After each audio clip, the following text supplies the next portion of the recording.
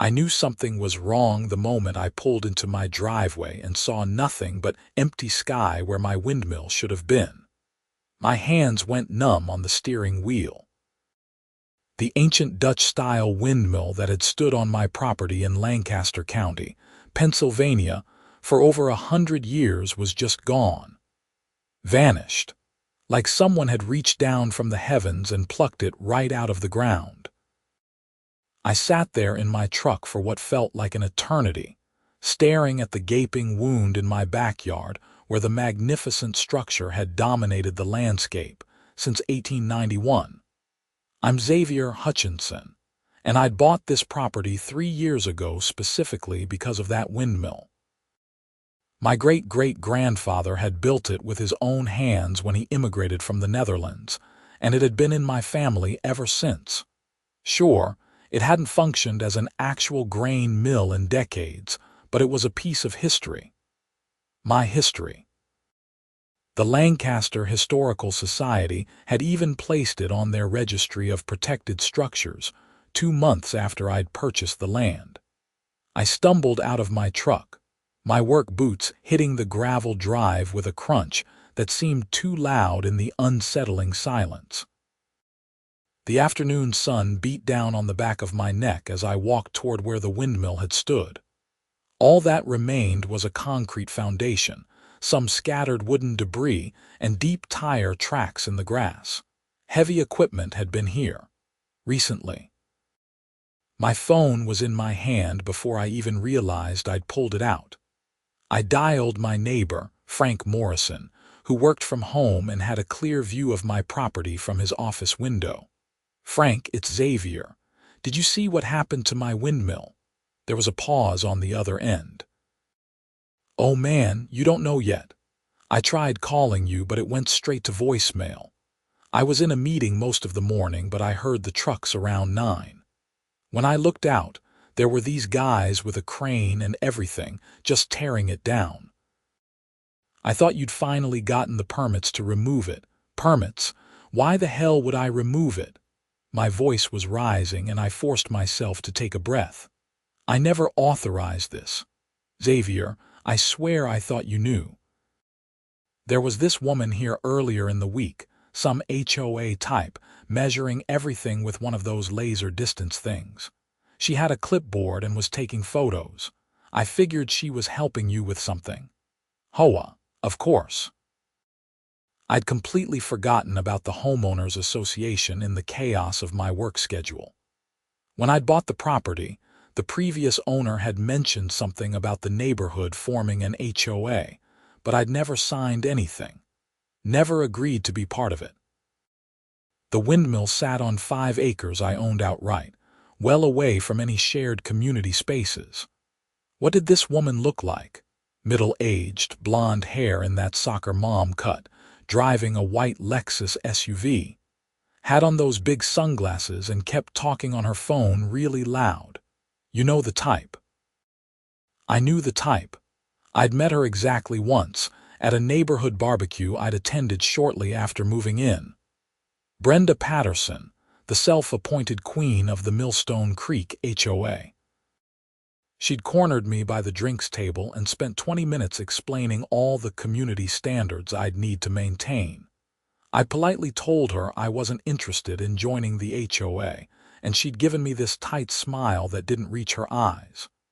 "Thanks, Frank. I'll handle this." I ended the call and immediately dialed the Lancaster County Sheriff's Office.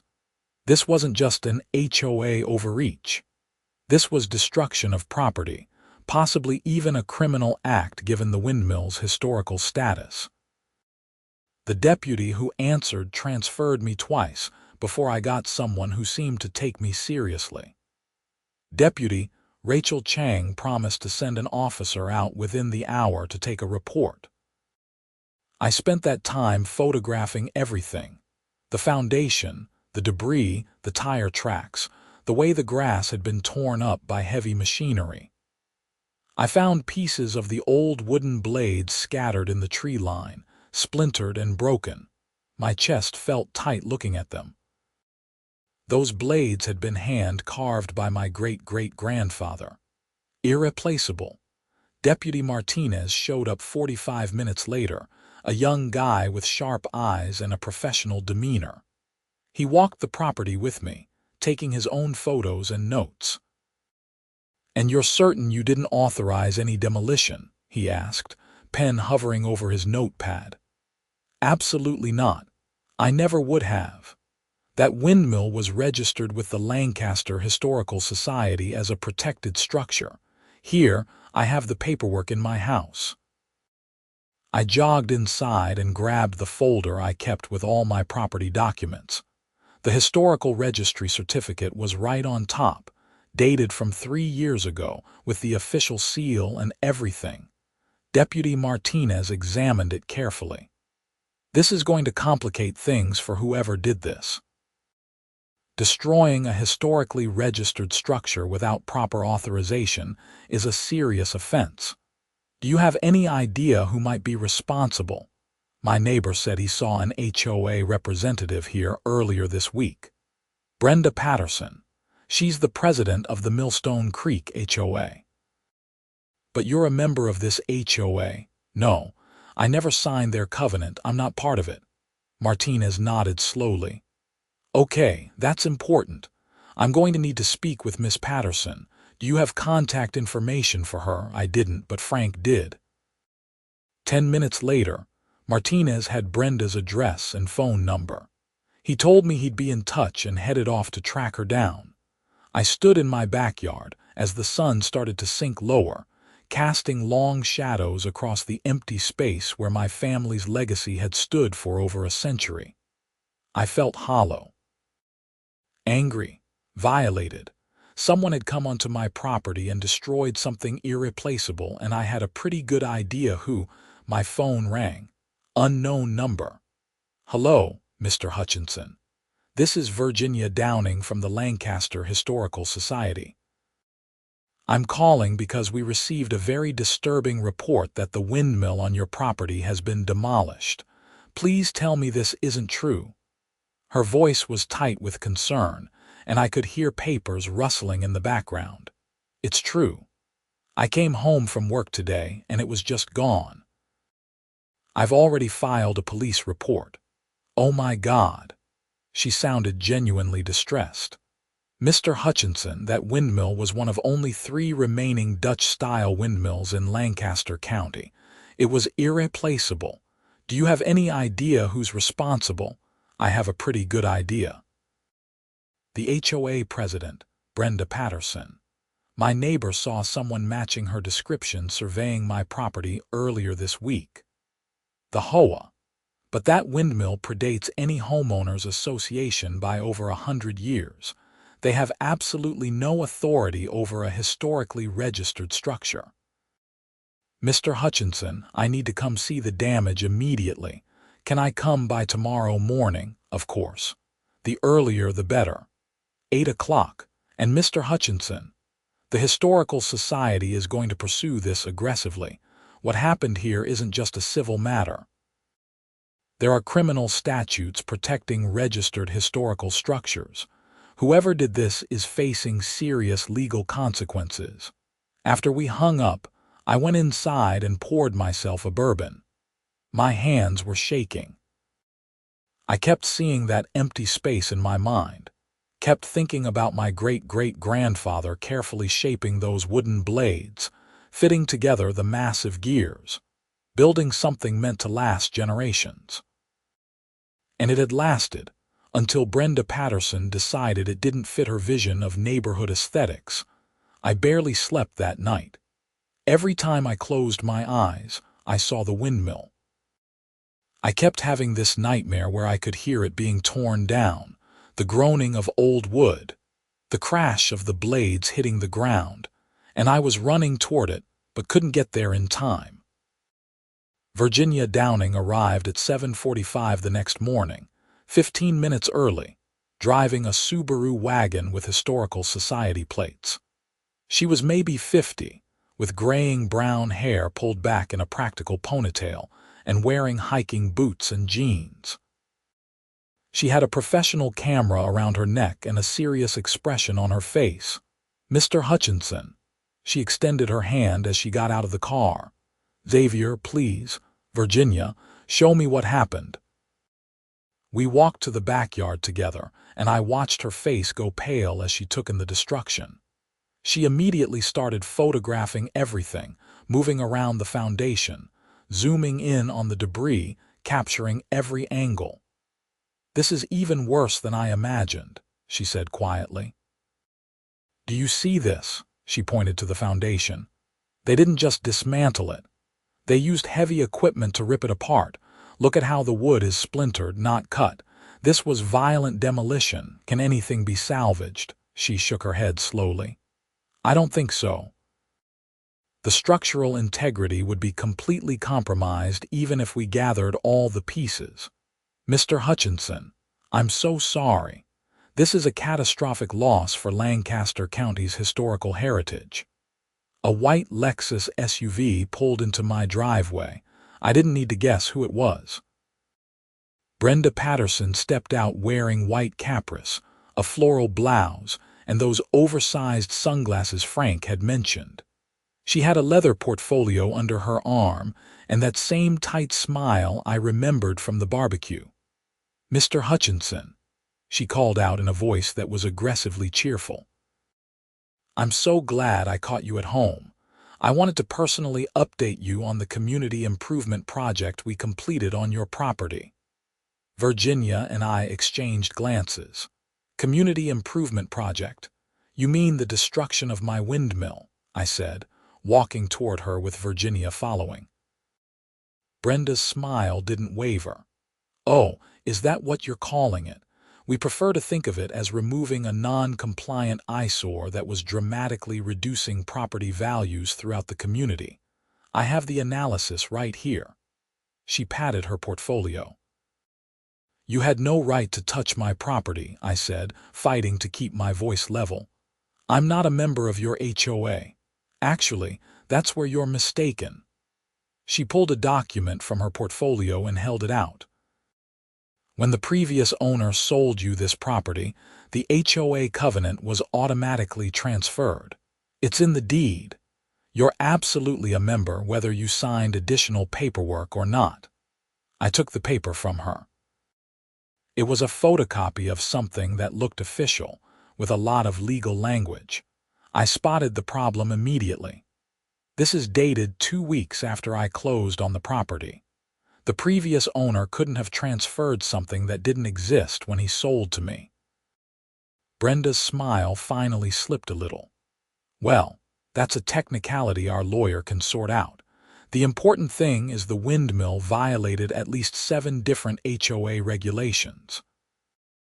Height restrictions, aesthetic guidelines, historical structure maintenance requirements. It was registered with the Lancaster Historical Society," Virginia cut in. Her voice was cold and professional. "Which means it's protected under Pennsylvania state law. Your HOA regulations, even if they were legally applicable, which they're not, cannot supersede state historical preservation statutes." Brenda turned to look at Virginia as if noticing her for the first time. "And you are?" "Virginia Downing, Director of Preservation for the Lancaster Historical Society. And you, Miss Patterson, have committed a serious crime." "Crime?" Brenda laughed, but it sounded forced. "Don't be ridiculous. I was enforcing community standards." "You destroyed a registered historical structure without authorization. That's a criminal offense under Pennsylvania Code Title 37, Chapter 67. It carries potential felony charges." The color drained from Brenda's face. "I'm sorry, felony. That's absurd. It was just an old broken windmill that wasn't even being used." It was a 135-year-old Dutch windmill, one of only 3 remaining in the county, and you had it demolished without conducting any of the required reviews, obtaining any of the necessary permits, or securing permission from the property owner. "Yes, Miss Patterson. Felony." A sheriff's department SUV pulled up behind Brenda's Lexus.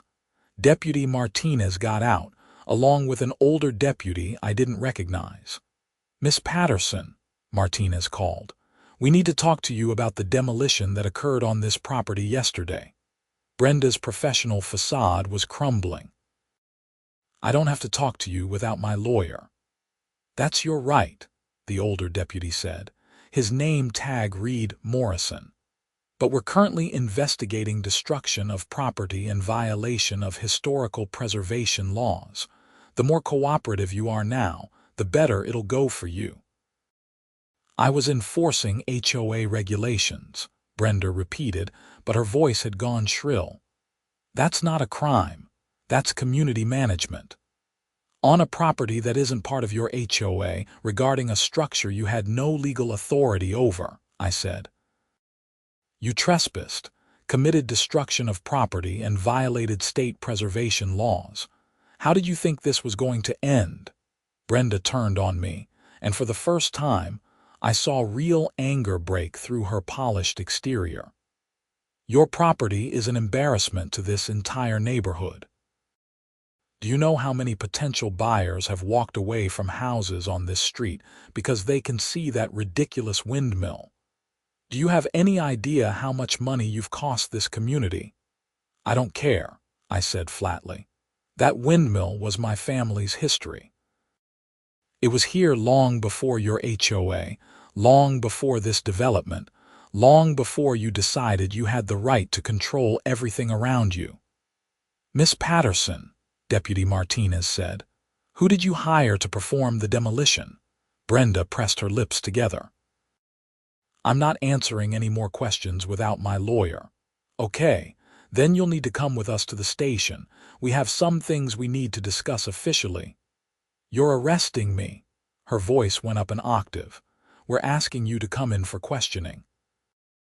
You can do it voluntarily, or we can make it official. Brenda looked around wildly, like she was searching for someone who might back her up. This is insane. I'm a respected member of this community.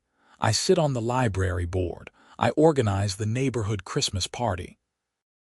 And you apparently also organize illegal demolitions, Virginia said dryly. Deputy Morrison pulled out his notepad. Miss Patterson, I need the name of the demolition company you hired. This is going to go much easier if you cooperate. Brenda fumbled with her phone, scrolled for a moment, then rattled off a name.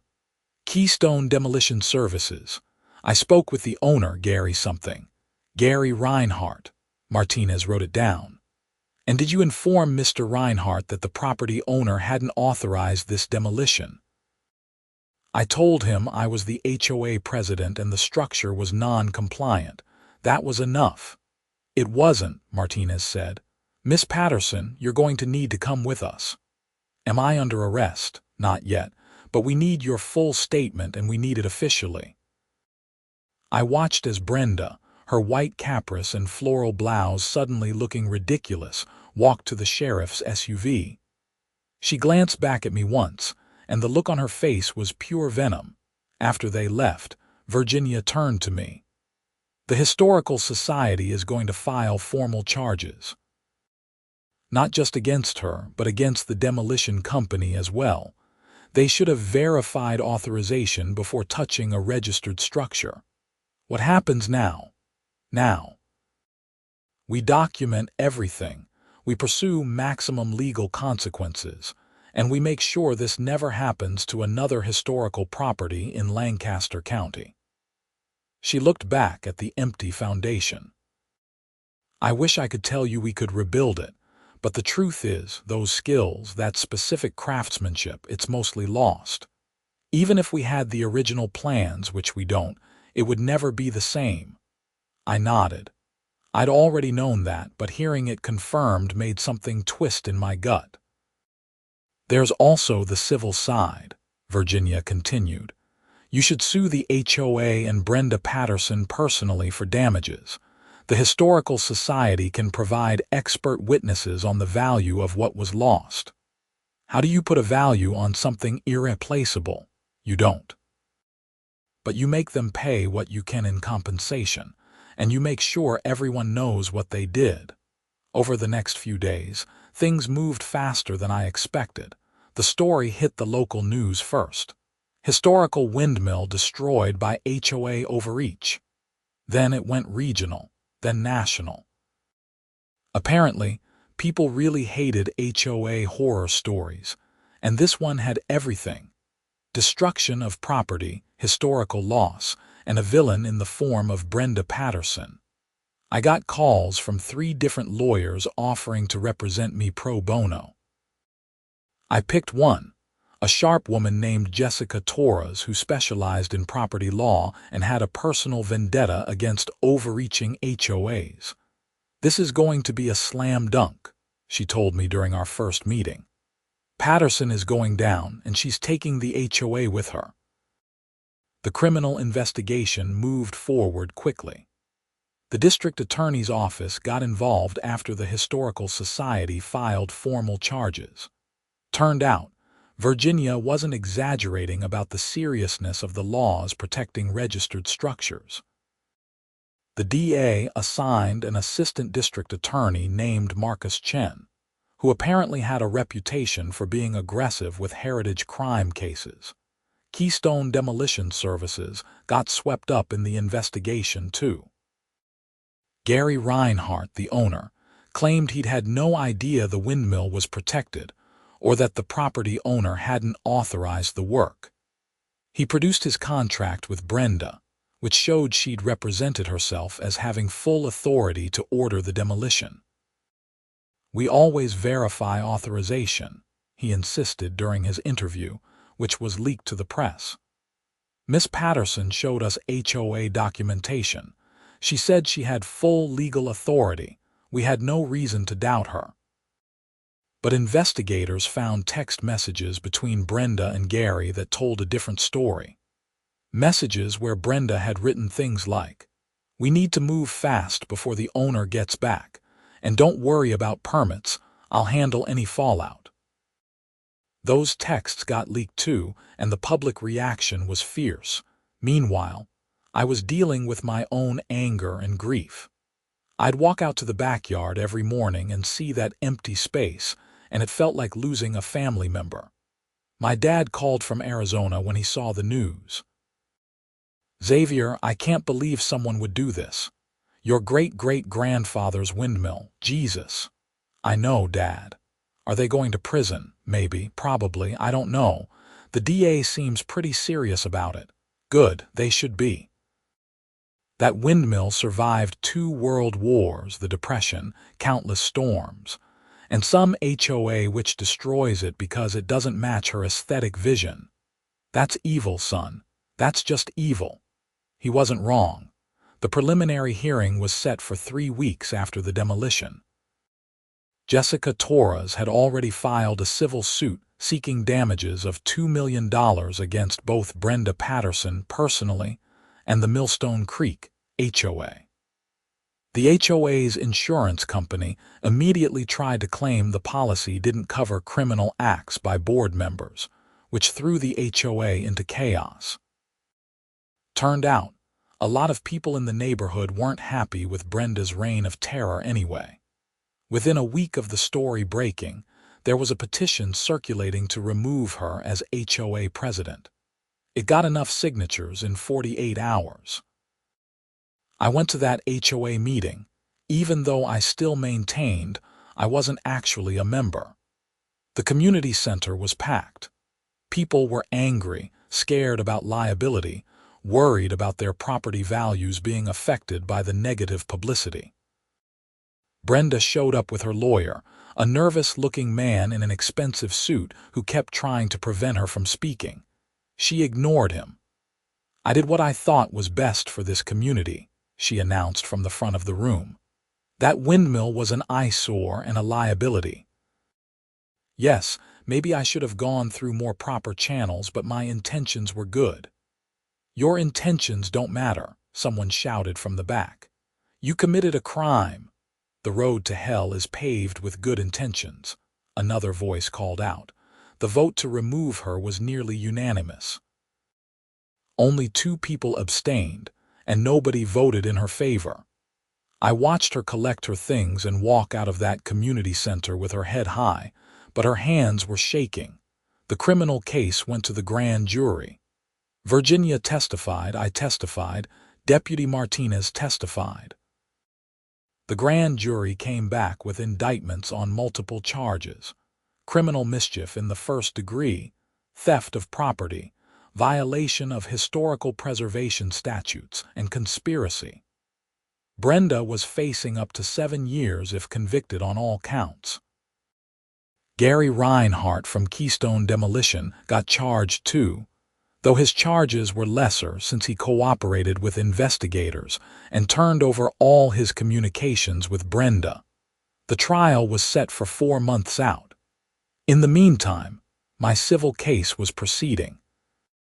Jessica had assembled an impressive array of expert witnesses: historians, appraisers, construction specialists who could testify to the cost of attempting reconstruction, even a psychologist who could speak to the emotional damages of losing a family heirloom. The HOA's lawyer reached out about settling 2 months before the trial. "They're offering $500,000, Jessica told me over the phone. "That's not enough." I agree. I told them we'd consider $1.5 million full public apology and they pay all your legal fees. What did they say? "They're thinking about it. They're terrified, Xavier. If this goes to trial and you win the full $2 million, the HOA will be bankrupted. Every member will have to pay a special assessment to cover the judgment." Good. Maybe they'll think twice before electing another tyrant to their board. But 3 days later, the HOA came back with an offer of $1.2 million, public apology, legal fees, and an agreement to lobby the county for stronger protections for historical properties. Jessica advised me to take it. "It's a good offer," she said, "and the non-monetary parts are significant. They're essentially admitting complete fault and working to prevent this from happening to anyone else." I thought about it for a day, then agreed. The settlement was finalized a week later. The HOA issued a public statement calling the windmill's destruction a tragic mistake and apologizing to me and the broader community. They established a fund for historical preservation in Lancaster County and pushed the county commissioners to strengthen enforcement of heritage protection laws. The money hit my account 2 weeks after that. It didn't make me feel better. Nothing was going to bring back the windmill. The criminal trial started on a cold Monday in November. The courthouse in Lancaster was packed with media, historical preservation advocates, anti-HOA activists, and curious locals. I sat in the gallery with Virginia from the Historical Society on one side and my father, who'd flown in from Arizona, on the other. Brenda Patterson sat at the defense table in a conservative navy suit, her blonde hair styled professionally, looking nothing like the aggressive HOA president who'd confronted me in my backyard. Her lawyer, a high-priced criminal defense attorney named Robert Kensington, was running a defense that basically argued she'd made an honest mistake in judgment.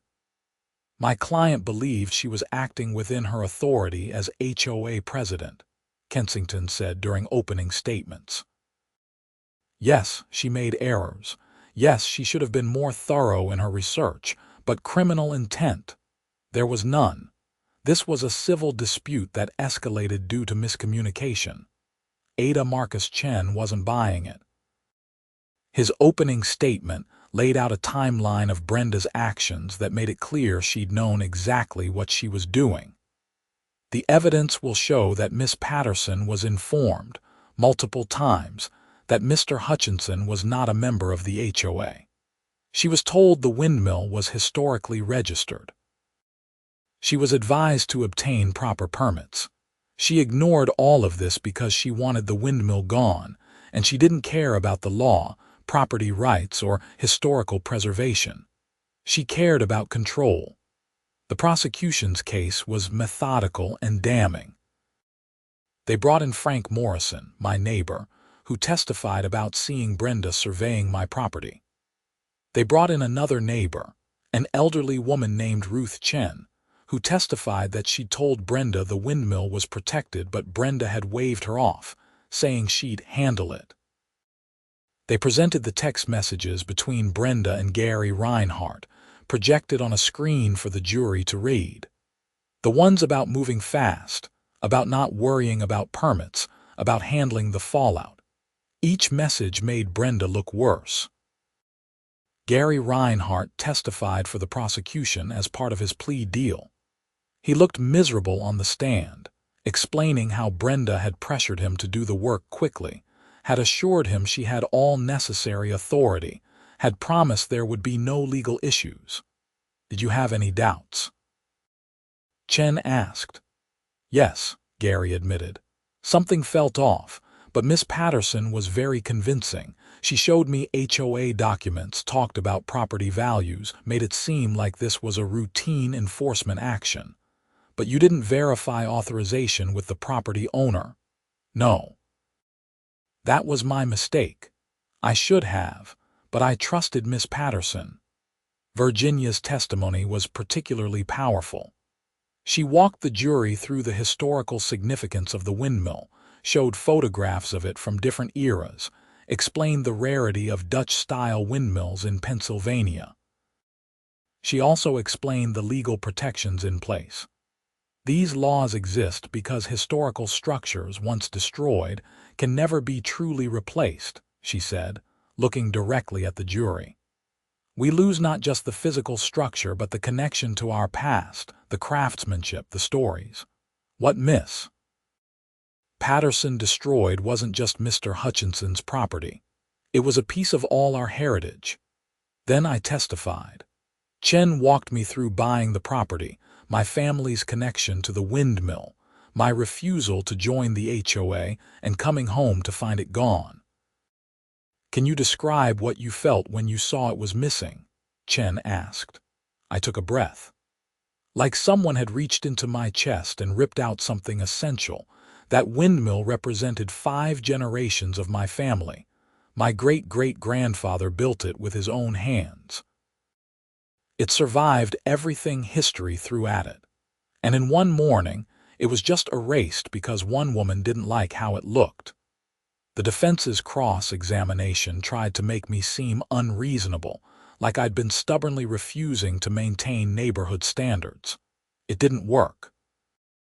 The jury could see the anger and grief on my face, and they weren't buying that I was the problem. The defense case was weak. Kensington tried to portray Brenda as a dedicated community volunteer who'd made an honest mistake. He brought in other HOA members who testified about all the good work she'd done, the neighborhood events she'd organized, the property value increases under her leadership. But on cross-examination, Chen got them to admit that Brenda had been heavy-handed, that people were afraid to cross her, that she'd threatened fines and legal action against residents who didn't comply with her increasingly strict interpretations of HOA rules. When Brenda took the stand in her own defense, it was a disaster. She couldn't help herself. Even while claiming she'd meant no harm, she kept talking about how the windmill had been an eyesore, how it had needed to go, how property values were more important than some old broken structure. Chen pounced on that during cross-examination. So even now, sitting here on trial for destroying that old broken structure, you still think you were right to have it demolished? Brenda hesitated, glanced at her lawyer, then seemed to make a decision.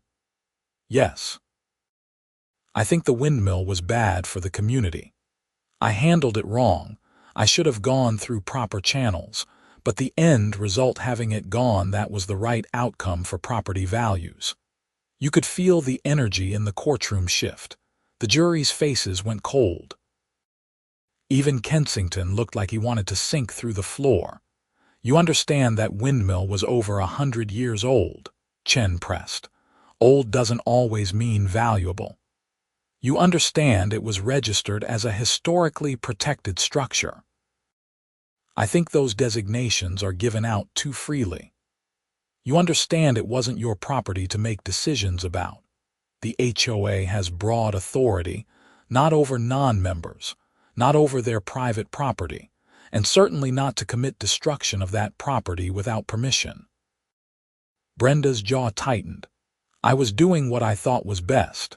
For who? For Mr. Hutchinson, whose family heirloom you destroyed. For the Lancaster Historical Society, whose protected structure you demolished. For the community, which is now facing a massive civil judgment. Who exactly benefited from your actions, Miss Patterson? She didn't have a good answer for that. The jury deliberated for less than 4 hours. They came back with guilty verdicts on all counts except conspiracy, which they felt wasn't quite proven. But criminal mischief in the first degree, theft of property, and violation of historical preservation statutes guilty, guilty, guilty. Brenda's face went white as the verdicts were read. Her lawyer immediately began preparing appeals arguments, but the judge wasn't interested. Sentencing was set for 3 weeks later. I attended that too. The judge, a stern woman in her 60s named Margaret Rothstein, listened to impact statements first. I spoke about what losing the Windmill meant to my family. Virginia spoke about the loss to Lancaster County's historical heritage. Several preservationists spoke about the chilling effect this kind of destruction had on their work. Then Judge Rothstein addressed Brenda directly. Miss Patterson, I've reviewed all the evidence in this case, and I'm struck by one thing above all others, your complete lack of remorse. Even after being convicted, even after hearing the impact of your actions, you still seem to believe you were justified. That concerns me greatly. Brenda started to speak, but her lawyer put a hand on her arm. The laws protecting historical structures exist for a reason, Rothstein continued. They exist because people like you, with no regard for anything beyond your own narrow vision of how the world should be, would destroy irreplaceable pieces of our shared heritage. You didn't just break the law. You robbed future generations of a connection to their past. She sentenced Brenda to 4 years in state prison, with the possibility of parole after 2 years. Additionally, she ordered restitution of $300,000 to be paid to me personally, and $500,000 to the Lancaster Historical Society for preservation work. Brenda was led out of the courtroom in handcuffs, finally crying, finally understanding that actions have consequences. Gary Reinhardt got 6 months in county jail and 2 years probation for his role, plus his demolition license was suspended for 5 years. His business was essentially destroyed. Outside the courthouse, reporters swarmed. I gave a brief statement about being satisfied with the verdict, but still grieving the loss of the Windmill. Virginia gave a longer statement about the importance of protecting historical properties. The story made national news again. HOA reform advocates used it as ammunition for legislation limiting HOA powers. Pennsylvania passed a new law 6 months later, explicitly requiring HOAs to stay clear of any historically registered structures and imposing criminal penalties for violations. I used part of the settlement money to establish a foundation in my great-great-grandfather's name, dedicated to preserving historical structures in Pennsylvania. The rest I put toward buying the surrounding properties as they came up for sale, creating a buffer around my land where no HOA could ever reach again. The empty space where the Windmill stood became a memorial garden. Virginia helped me design it, incorporating some of the salvaged wood into benches and a gazebo. A plaque tells the story of the Windmill, its destruction, and the legal battle that followed. It's become a bit of a landmark, actually. People stop by to see where it stood, to read about what happened. I still walk out there every morning with my coffee. The view isn't the same. It never will be. But there's something about that space now, something that speaks to both loss and justice. The windmill is gone, but the story of it, the fight to honor it, that's become its own kind of legacy. Brenda Patterson served 26 months before making parole. I heard through the neighborhood gossip network that she moved to Florida after her release, wanting to start over somewhere people didn't know her story. Good luck with that in the age of Google. The Millstone Creek HOA restructured completely, bringing in professional management and implementing strict oversight procedures to prevent any future abuse of power. They also voted to become optional rather than mandatory, which led to about 40% of the neighborhood opting out. Property values, ironically, stayed stable. I got letters from people all over the country after the trial. People who'd had their own battles with overreaching HOAs, people who'd lost historical properties, people who just wanted to say they were glad justice had been served. I kept them all in a box in my study. My favorite was from an elderly woman in Oregon whose HOA had tried to force her to remove her grandmother's rose garden. The publicity from my case had given her the courage to fight back, and she'd won. She sent me a photo of the roses in full bloom, healthy and beautiful. "Thank you for standing up," she wrote. "You made a difference." I guess that's something. The windmill is gone, but maybe its destruction meant something in the end. Maybe it helped protect other pieces of history from meeting the same fate. Maybe it reminded people that property rights matter, that history matters, that one person's idea of an eyesore might be another person's irreplaceable connection to the past. On the first anniversary of the destruction, the Lancaster Historical Society held a commemoration ceremony at my property.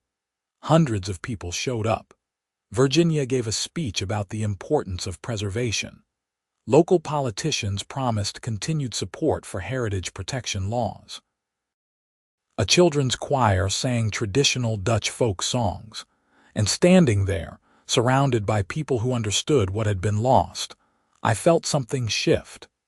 The anger that had been sitting in my chest for a year started to ease. Not disappear, I don't think it ever will completely, but transform into something more manageable. Purpose, maybe. Determination. I started volunteering with the Historical Society, joining their board of directors, helping them identify and register at-risk structures. I testified before the state legislature twice in support of stronger preservation laws. I became, unexpectedly, an advocate. My father told me during one of his visits that my great-great-grandfather would be proud. "He built that windmill to leave something lasting behind," Dad said. "You've done the same, just in a different way." I like to think he's right. The physical windmill is gone, but what grew from its destruction, the legal precedents, the reformed laws, the increased awareness of preservation issues, that's a different kind of legacy. Not the one I would have chosen, but a legacy nonetheless. 2 years after the trial, I started dating someone I met through Historical Society events. Her name was Victoria Delac-Waugh, a restoration architect who specialized in 19th century structures. She understood my anger about the windmill without me having to explain it. She'd lost historical projects to development and neglect, and she carried that same kind of grief. We'd sit in the memorial garden sometimes, and she'd sketch what the windmill might have looked like from different angles, based on old photographs. She never suggested rebuilding it. She understood that some things, once lost, can't be recreated. But she honored its memory through her drawings, and that meant something to me. The lawyers kept trying to get me to write a book about the experience. "This story needs to be told," they'd say. But I couldn't do it. Living through it once was enough. Reliving it for the sake of a manuscript felt like torture. Instead, I gave interviews when asked, spoke at preservation conferences, let my story be used as a cautionary tale. That felt more useful than profitable anyway. Brenda's appeals were all denied. The conviction stood. She tried to get the restitution reduced, claiming financial hardship, but the judge wasn't sympathetic. "You made your choices," Rothstein told her at the hearing. "Now you live with the consequences." The money she owed me got paid through a payment plan that would take her years to complete. I donated every payment to the Preservation Foundation. I didn't want her money for myself. I wanted it to protect other historical structures from people like her. The Millstone Creek HOA sued their insurance company for refusing to cover the civil settlement. That legal battle dragged on for 3 years before finally settling for about 60 cents on the dollar. The HOA members had to make up the difference through special assessments, just as Jessica had predicted. I heard more than a few families sold their houses rather than pay. Frank Morrison, my neighbor, told me at a backyard barbecue that the whole experience had changed the neighborhood's character. "People actually talk to each other now," he said, flipping burgers on the grill. "We watch out for each other. The HOA used to be this threat hanging over everyone. Now it's just a boring organization that handles snow removal and mailbox repair. The way it should be." That felt like progress, at least. I never did join the HOA, even in its reformed state. The principle mattered to me. They tried to exert control over my property without my consent, and I wasn't about to give them any legitimacy by signing on voluntarily. My property, my rules. That's how it should be. The Windmill's foundation is still there, solid concrete that'll probably outlast everything around it. Sometimes I think about what to do with that space long term. Victoria suggested a sculpture, something that references the windmill without trying to replace it. I like that idea. Something abstract, something that makes people think about what was there, what was lost, what was learned. But I haven't moved on it yet. Some decisions need time. The district attorney's office sent me a letter a year after Brenda's sentencing, thanking me for my cooperation, and noting that my case had led to 17 other investigations into HOA overreach in Lancaster County alone. 3 of those resulted in criminal charges. The wheels of justice turned slowly, but they were turning. I framed that letter and hung it in my study, next to the historical registry certificate for the windmill. Reminders of what was and what came after. People sometimes ask me if I regret buying the property, given everything that happened. The answer is always no. That land, that windmill, it was part of my family's story. I got to be its guardian, even if I couldn't protect it in the end. And what came after the fight, the trial, the reforms that became part of the story too? 3 years after the destruction, the property next to mine went up for sale. I bought it immediately, adding another 5 acres to my buffer zone. The couple who sold it were retiring to warmer climates, tired of Pennsylvania winters. They told me they were glad I was buying it. "Keep it safe," the husband said as we shook hands at closing. "Don't let anyone tell you what to do with your own land." I promised I wouldn't. Victoria moved in with me 4 years after we started dating. She set up a home office in one of the spare bedrooms, filling it with drafting tables and architectural drawings and models of buildings she was working to preserve. Having her there, having someone who understood the importance of history and heritage, made the house feel complete in a way it hadn't before. We got married in the Memorial Garden 5 years after the windmill's destruction. Virginia Downing officiated, having gotten certified as a celebrant specifically for the occasion. Around 50 people attended. Family, friends, historical society colleagues, even Frank and a few other neighbors. It felt right, celebrating new beginnings in the space where something precious had been lost. During the ceremony, Victoria talked about how historical preservation isn't just about buildings and structures. It's about honoring what came before, learning from the past and carrying those lessons forward. "This garden represents loss," she said, "but also resilience. Xavier's family built something that lasted over 100 years. Now we build something new, informed by that history, strengthened by it." I thought my great-great-grandfather would have approved. Brenda completed her restitution payments 7 years after the trial. The final check arrived on a Tuesday, processed through her lawyer. I deposited it, watched it clear, and immediately transferred it to the Preservation Foundation. Then I sent her a brief note through her attorney. Payment received, obligation fulfilled. I never heard from her again, and that was fine with me. The foundation I'd established grew steadily, funding preservation projects throughout Pennsylvania.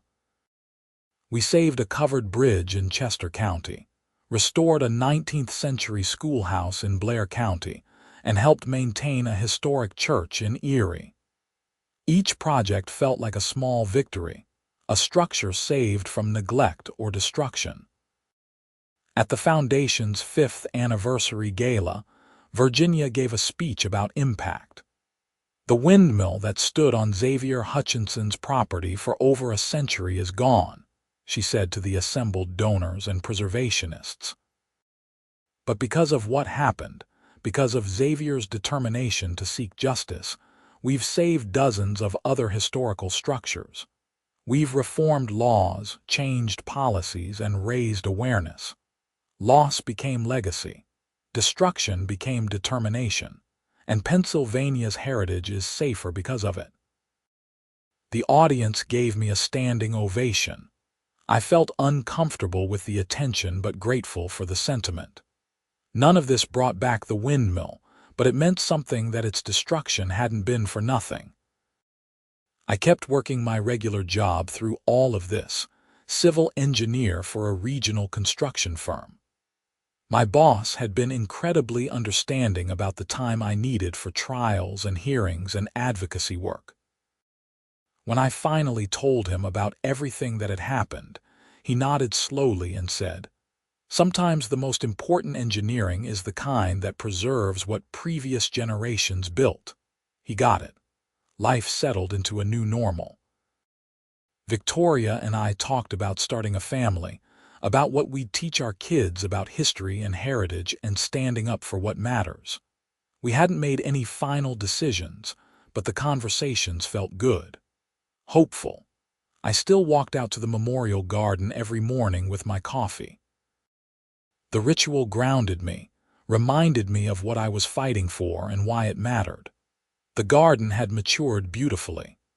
The plants Virginia had helped me select thrived, creating a peaceful space that attracted birds and butterflies. People from the neighborhood would sometimes walk through, reading the plaque, sitting on the benches made from the windmill's salvaged wood. It became a community space without my really intending it to. But that felt appropriate. The windmill had been visible from all over the neighborhood for over a century. Now people could still connect with it, just in a different way. 10 years after the destruction, the Lancaster Historical Society held a major exhibition about the county's lost historical structures. The windmill was featured prominently, with photographs, architectural drawings, and a detailed timeline of its construction, use, and ultimate destruction. They also covered the legal aftermath and the reforms that resulted. I lent them some family documents and photos for the exhibition. My great-great-grandfather's journals, describing the windmill's construction. My grandfather's photos from the 1950s, showing the windmill in active use. My own photos from the day I bought the property, capturing it in its final years. The exhibition drew thousands of visitors. People were fascinated by the windmill's story, but also by the broader question it raised about how we value history, how we protect it, how we balance individual rights with community standards. A graduate student from Penn State did her thesis on the case, examining the legal and social implications. She interviewed me for hours, asking detailed questions about my decision-making process, my emotions throughout the ordeal, what I'd learned. Her thesis concluded that my case represented a turning point in HOA accountability and historical preservation law in Pennsylvania. I didn't know if that was true, but it was nice to think about. Brenda Patterson's name became shorthand in certain circles for HOA overreach. "Don't pull a Brenda Patterson" became a saying among community managers and HOA boards, a reminder to stay within legal bounds and respect property rights. It was a strange kind of legacy for her, but probably the one she deserved. I sometimes wondered if she ever regretted it. If she lay awake at night thinking about the windmill, the trial, the prison sentence, the financial ruin. If she understood, finally, what she destroyed and why it mattered. I'd never know, and I tried not to spend much time thinking about it. Her regret or lack thereof wasn't my concern. The windmill was gone. Justice had been served. That had to be enough. The memorial garden evolved over the years. We added a small fountain, more benches, a trellis where climbing roses grew. Victoria designed a subtle lighting system that made the space usable in the evenings, though we kept it low-key so it wouldn't disturb the neighbors. It became one of my favorite places in the world, this space of memory and loss and resilience. Friends would visit and ask how I could stand to live with the constant reminder of what had been taken from me. But they didn't understand. The garden wasn't just about loss. It was about what I'd done in response to that loss, how I'd channeled anger into action, grief into growth. It was about refusing to let Brenda Patterson's destruction be the final word. The foundation continued its work, year after year. We developed educational programs for schools, teaching kids about local history and the importance of preservation. We lobbied for funding increases for historical commissions. We provided grants to property owners who wanted to restore historical structures but couldn't afford it on their own. It became bigger than me, bigger than the windmill, bigger than any single structure. It became a movement in its small way toward valuing what we inherit from previous generations and protecting it for those who come after. I turned 50 in the garden, surrounded by friends and family, with Victoria by my side. My father made the trip from Arizona, older now but still sharp. He pulled me aside during the party and said, "Your great-great-grandfather would be proud of the man you've become. I know I am." That meant more to me than any verdict or settlement ever could. The windmill was gone, but its legacy lived on, in the laws that protected other historical structures, in the foundation that bore my great-great-grandfather's name, in the garden where people came to reflect and remember, in the story that continued to inspire others to stand up for what mattered. Loss and legacy, intertwined. Destruction and determination, two sides of the same coin. The windmill had stood for over 100 years as a testament to one man's craftsmanship and vision. Now it lived on in a different form, as a testament to the importance of fighting for what you believe in, even when the odds seem impossible. I couldn't bring back what Brenda Patterson destroyed, but I could make sure it wasn't destroyed in vain. That was my promise to my great-great-grandfather, to the windmill, to history itself. And it was a promise I intended to keep for the rest of my life.